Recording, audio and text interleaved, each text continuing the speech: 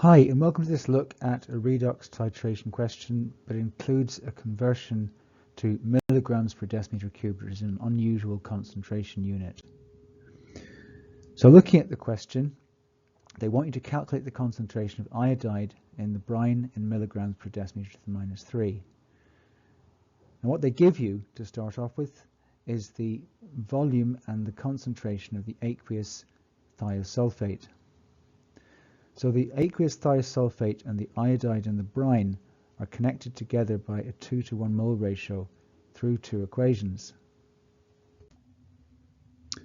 So you start by drawing the two equations next to each other, and to structure your calculation you can put data moles, equation, moles, answer. So starting with the data we're given in order to work out the moles of thiosulfate, we can then do N equals C times V to get 1.42 times 10 to the minus 5 moles of thiosulfate, which is our first marking point. Revisiting the mole ratio between the iodide in the brine and the thiosulfate in the titration can be simplified to a 1:2 mole ratio. So that now means you can double your 1.42 times 10 to the minus 5 to get your second marking point, which is 2.84 times 10 to the minus 5 moles of iodide. But that's in 25 centimeters cubed. We want to know what the moles of iodide are in 1 decimeter cubed of the brine, which is 1,000 centimeters cubed. So you scale that up with a scaling factor, 1,000, the bigger volume, over 25, the smaller volume. And that gives you this value, 1.136 times 10 to the minus 3 moles, which is our third marking point. So that now means we can express the concentration of iodide as 1.136 times 10 to the minus 3 moles per decimeter cubed.